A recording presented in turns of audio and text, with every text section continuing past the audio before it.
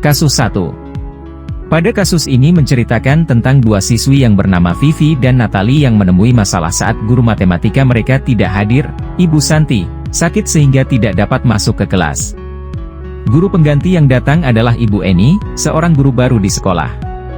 Beberapa siswi, termasuk Vivi dan Natalie, tidak menghormati Ibu Eni dan bersikap seenaknya. Ibu Eni mencoba untuk menegur mereka, namun tidak berhasil. Keesokan harinya, Ibu Santi memanggil Vivi dan Natalie dan menanyakan laporan Ibu Eni. Ibu Santi menanyakan apakah mereka bersedia memperbaiki permasalahan yang ada. Vivi dan Natalie setuju untuk meminta maaf, namun Ibu Santi menanyakan lagi apa yang bisa mereka lakukan untuk memperbaiki masalah tersebut. Setelah berpikir sejenak, Vivi dan Natalie mengusulkan untuk mengadakan diskusi kelompok dengan teman-teman sekelasnya dan mengirim email kepada Ibu Eni tentang gagasan mereka. Mereka juga memberitahu Ibu Eni bahwa mereka telah memberitahu kepala sekolah tentang Ibu Eni sebagai guru pengganti di lain waktu. Pertanyaan 1. Dalam kasus tersebut, langkah-langkah restitusi apa saja yang sudah dijalankan oleh Ibu Santi? Menstabilkan identitas. Ibu Santi menstabilkan kondisi dengan menanyakan, apakah mereka bersedia perbaikan? Memvalidasi tindakan yang salah. Ibu Santi memanggil Vivi dan Natalie serta menanyakan laporan dari Ibu Eni. Menanyakan keyakinan kelas. Baik Vivi maupun Natalie mengakui bahwa perilaku mereka tidak sesuai dengan keyakinan kelas. Ibu Santi melanjutkan kembali apa yang akan mereka lakukan untuk memperbaiki masalah. Apakah ada gagasan? Pertanyaan 2. Menurut Anda, apakah restitusi yang diusulkan Vivi dan Natalie sudah sesuai dengan pelanggaran yang telah dibuat?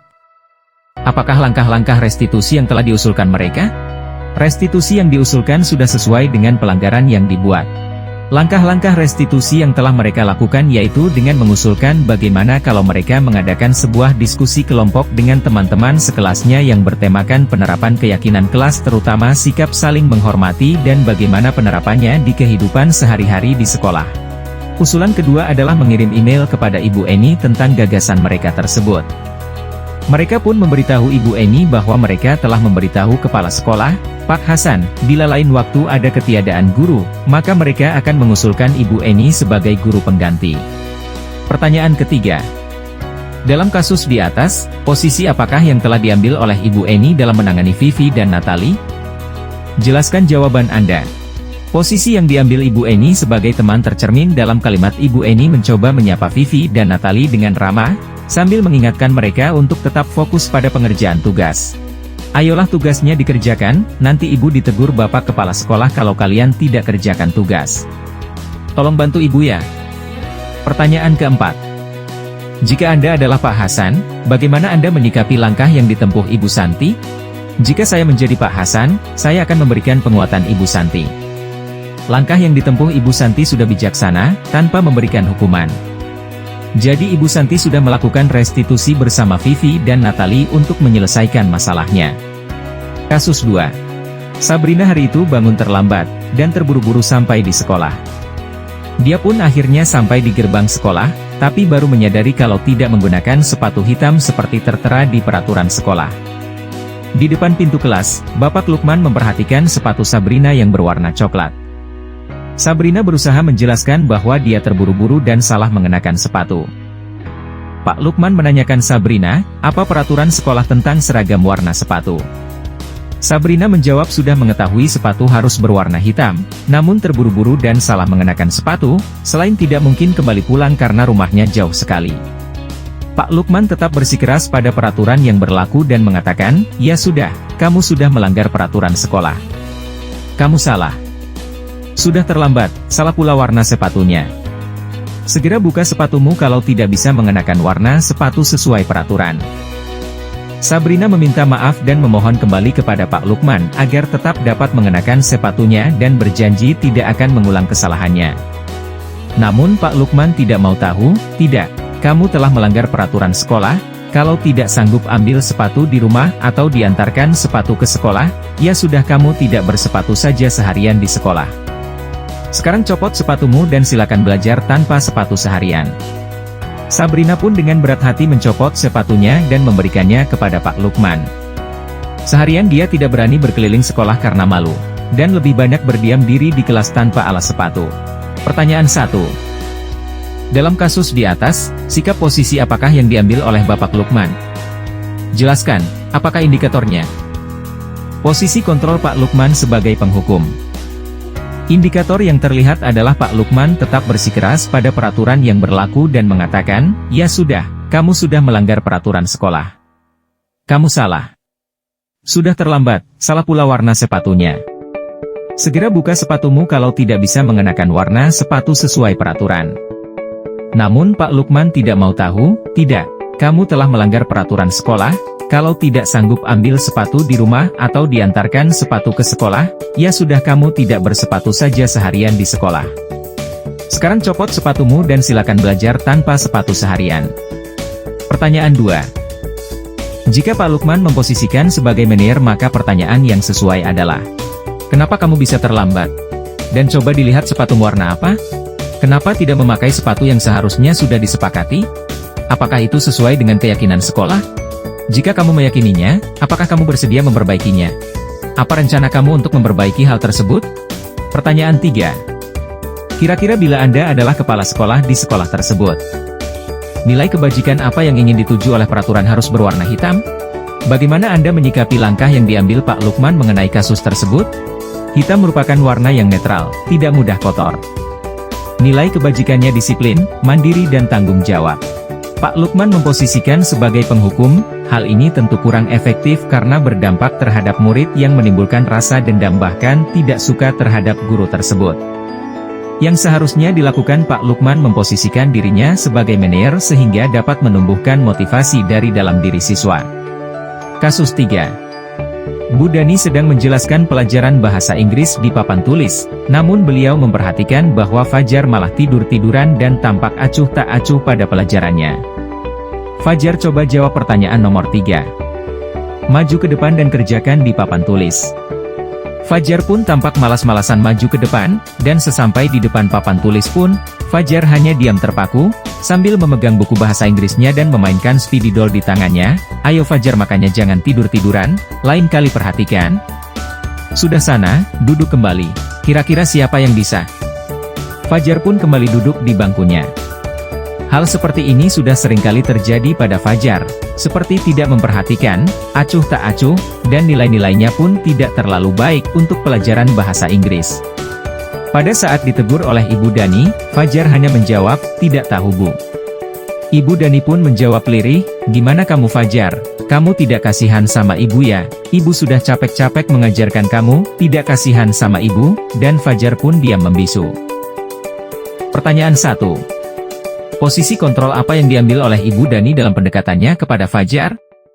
Posisi kontrol yang diambil oleh Ibu Dani adalah membuat merasa bersalah.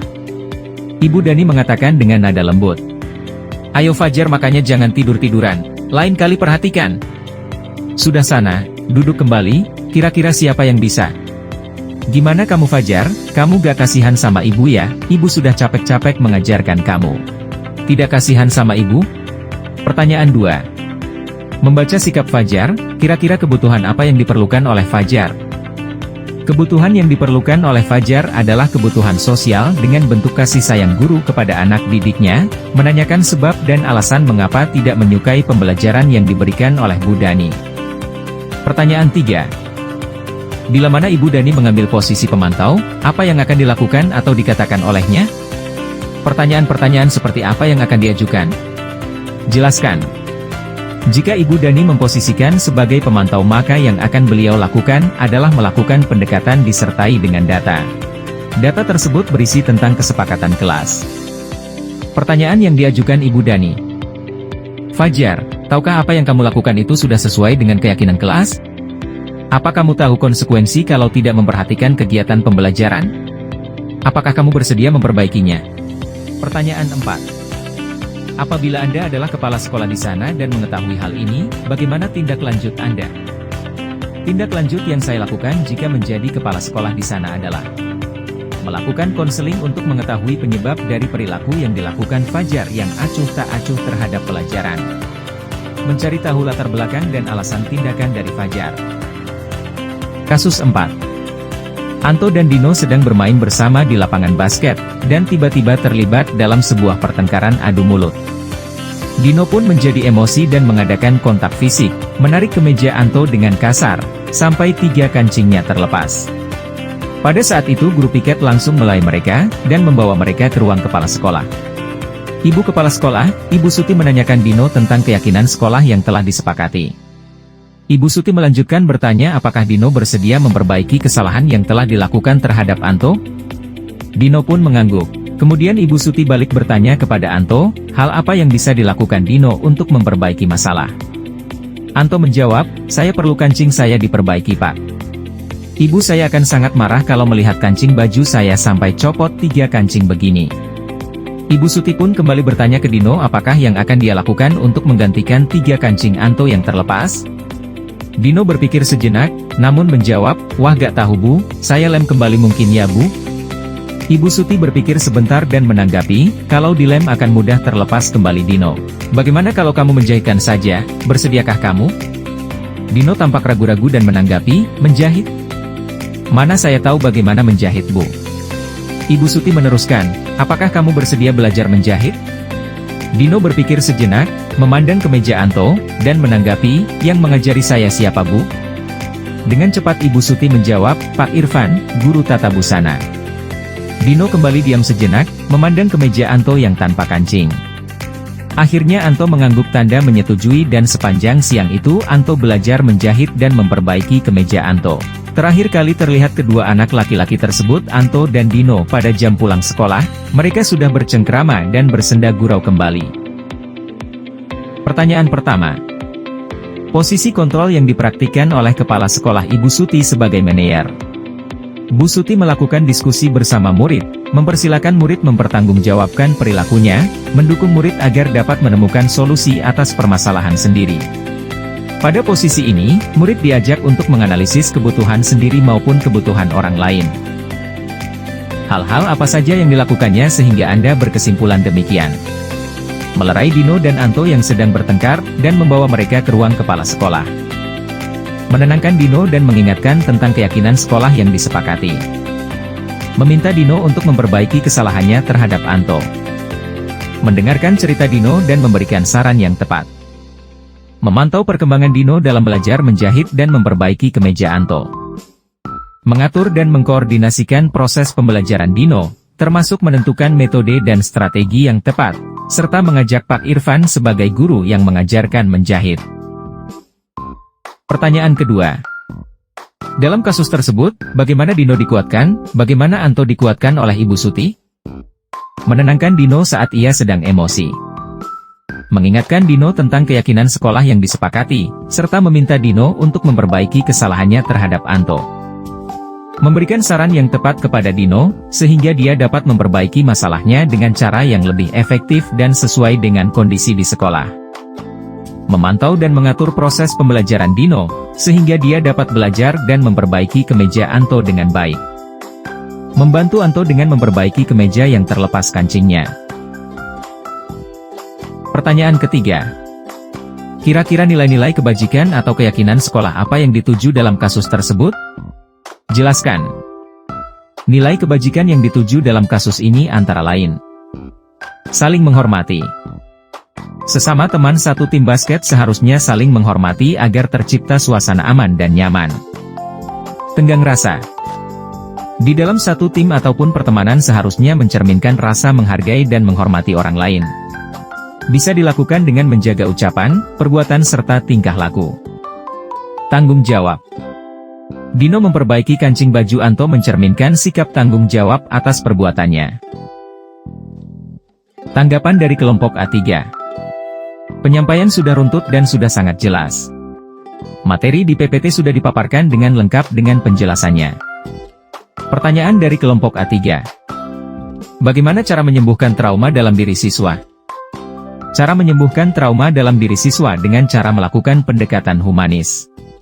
Peserta didik diajak berbicara dari hati ke hati dengan menggunakan bahasa yang lembut.